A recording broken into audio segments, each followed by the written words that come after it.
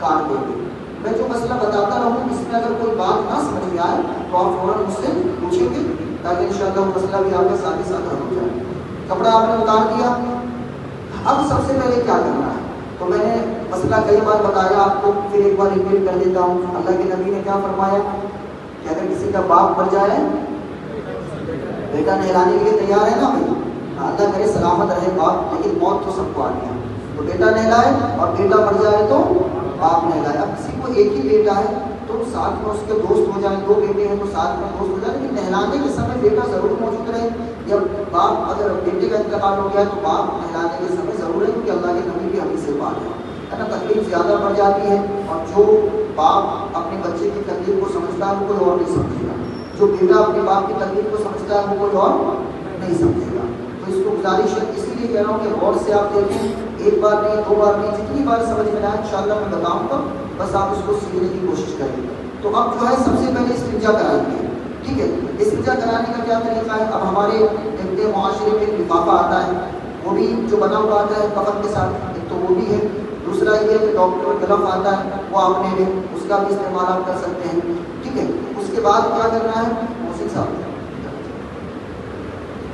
اس کے بعد آپ کو کیا کرنا ہے؟ دیکھیے ایک اور جو مسئلہ پیش آتا ہے کہ کمر سے نیچے تک نہانے کے لیے ایک الگ آدمی ہوتا ہے, اور کمر سے اوپر نہانے کے لیے ایک الگ آدمی ہوتا ہے. تو یہ مسئلہ سمجھ لیجیے کہ ضروری نہیں ہے. کیا یہ ضروری نہیں ہے کہ 2 آدمی الگ الگ جگہ پہ نہائے, ایک آدمی کافی ہے. ایک مسئلہ رہ گیا کہ جو نہلانے والے ہو وہ کوشش یہ کرے کہ باوضو ہو. کیا ہو؟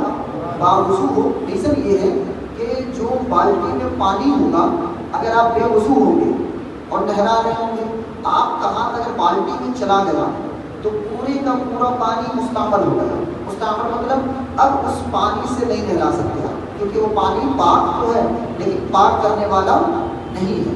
تو بہتر یہ ہے کہ نہلانے والے کون ہوں؟ باوضو ہوں, تاکہ اگر ان کا ہاتھ پانی میں جائے بھی تو وہ پانی مستعمل نہ ہو. بس سمجھ آ رہی ہے؟ اب کیا ہے طریقہ؟ ایک آدمی پانی لے اور ایک آدمی نہلائے. تو سب سے پہلے آپ کو استنجا کرانا ہے. آپ نے اپنے گلف سمیٹ لیا, پہن لیا.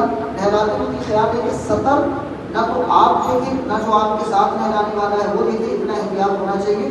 فقہ کرام نے فرمایا کہ دائیں طرف سے یہ پیر ہلکا سا اٹھائیں گے, ایسے کر کے ہے نا, ایسے کر کے اٹھائیں گے, اور یہ دائیں ہاتھ سے آپ نے پیر اٹھایا, بائیں ہاتھ سے جو ہے بالکل اندر ہاتھ ڈال کے اور صاف کریں گے. استنجا کرائیں گے, صاف کریں گے. ایک آدمی ادھر سے ایسے کر کے, مؤذن صاحب ہمارے ماشاءاللہ ساتھ دے رہے ہیں, تو اب جو ہے پانی مالک مؤذن صاحب یہ جب سے جو ہے پانی ڈال رہے ہیں, تو یہ نیچے سے پانی ڈالیں گے ایسے کر کے, اور آپ جو ہے بائیں ہاتھ سے استنجا کرائیں گے سب سے پہلے. ٹھیک ہے. اچھا دیکھیں, بسا اوقات موت کی سختی کی وجہ سے نا آنکھیں پھٹی رہ جاتی ہیں, پیٹ میں جو کچھ ہوتا ہے وہ باہر آ جاتا ہے نا, اتنی سختی ہوتی ہے کہ پیشاب پاخانہ سب باہر آ جاتا ہے. تو اتنی دیر استنجا کراتے رہیں جب تک کہ اگر کچھ ہے تو وہ صاف نہ ہو جائے. اور یہ چیز استنجا کرانے والا ہی دیکھے گا کہ اگر کوئی گندگی لگی ہے تو اسے صاف کرتے رہیں, پانی ڈالتے رہیں, تاکہ جو ہے اچھے طریقے سے وہ چیز صاف ہو جائے.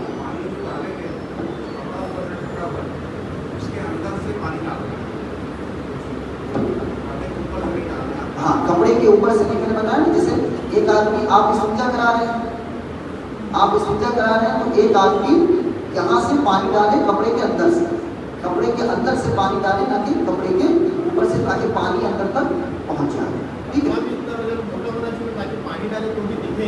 ہاں, یہ بہت اہم مسئلہ ہے جس کا احتیاط کیا نہیں جاتا ہے.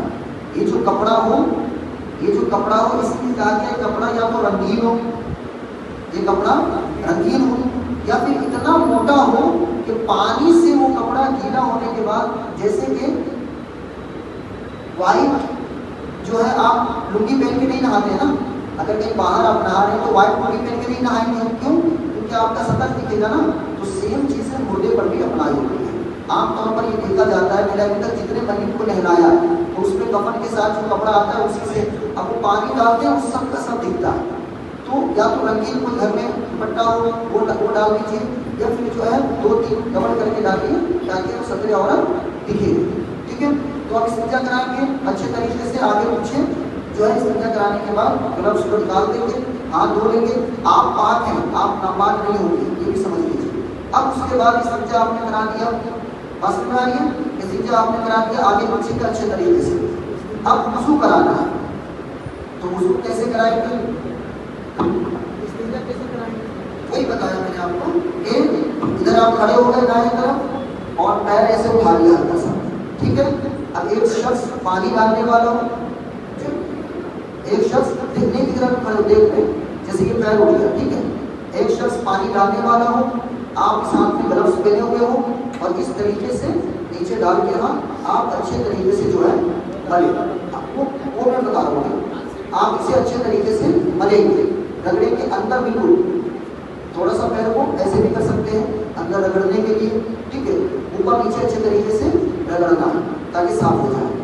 استنجا ہو گیا. یہ بات آپ نے صحیح یاد دلائی کہ استنجا جب آپ نے کرا لیا تو ایک بار پھر کیا کریں گے، ایک صاحب ایسے کر کے کوئی اٹھائے، دو آدمی مل کے ہلکا سا جتنا اٹھا پائے ہلکا سا اٹھائیں گے اور یہاں سے ہاتھ رکھیں، آرام آرام سے ہاتھ رکھیں تاکہ اگر پیٹ میں کوئی چیز ہو تو وہ باہر آ جائے.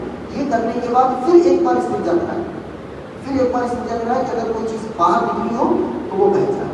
کلیئر ہو گیا مسئلہ؟ اب ہم استنجا جب ہم نے کرا دیا تو اب ہم وضو کرائیں گے. وضو میں سب سے پہلے کیا کرتے ہیں، کلی وغیرہ ناک میں پانی ڈالنا، لیکن میت کو کلی پیچھے نہیں، آگے پیچھے دونوں کا. پہلے پیچھے کا کرائیں گے اچھے سے دھونے کے بعد، پھر آگے کی طرف ہاتھ ڈال کے کریں گے. آگے پیچھے دونوں کا استنجا ایک ساتھ ہوگا، لیکن پہلے یا تو اوپر سے لے جائیے، پہلے آگے کا کرانے کے بعد پھر نیچے کا کرائیے، یا پھر نیچے کا کرانے کے بعد اوپر کا آئیے. لیکن کرانا دونوں کا ہے نا، آگے پیچھے دونوں کا استنجا. پیشاب سے بھی استنجا کرتے ہیں اسے چھوٹا استنجا کہتے ہیں، اور باتھ روم سے بھی استنجا کرتے ہیں اسے لیٹرنگ کرنے کے بعد اسے بڑا استنجا کرتے ہیں. یہ دونوں چیزیں. اب اس کے بعد وضو کرائیں گے. تو وضو میں سب سے پہلے کیا کرنا ہے آپ کو کہ اب کلی تو کرائیں گے، کلی تو نہیں کرائیں گے تو کیا کریں گے، روئی لے لیا، یا تو عام طور پر اس میں کفن کے ساتھ وہ آتا ہی ہے بنا ہوا جی، ورنہ روئی لے لیں گے، روئی لگا کے اور اس طریقے سے آرام سے کھول کے اچھے طریقے سے روئی سے صاف کریں گے. یہ کلی ہی مانی جائے گی. اس کے بعد ناک میں بھی پہلے دائیں طرف پھر بائیں طرف جو ہے ناک میں بھی روئی ڈال کے اچھے سے صاف کریں گے. وہ بتی آتی ہے، بتی جب آپ اندر ڈالیں گے نا تو یہ نرم ہڈی تک بتی پہنچ جائے گی، بس نہیں تو اس بتی کو ڈال کے پہلے دائیں طرف پھر بائیں طرف ناک کو صاف کر لیں گے. اس کے بعد چہرہ دھلیں گے. تو ایک آدمی چہرے پر پانی ڈالے اور دوسرا آدمی جو ہے چہرہ بالکل اچھے طریقے سے چہرہ دھلے، ٹھیک ہے. اوپر نیچے اچھے طریقے سے چہرہ دھلیں گے. ایک بار دھلنا کافی ہے، 3 بار دھلنے کی ضرورت نہیں. چہرہ آپ نے دھل لیا. اب اس کے بعد ہاتھ کو دھلیں گے آدھے بازو تک. کہاں تک؟ آدھے بازو تک اچھے سے، یہاں سے شروع کر کے. وضو میں بھی یہیں سے شروع کریں گے نا، ہمارے بہت سے بھائی وضو کرتے ہیں تو یہاں سے شروع کرتے ہیں.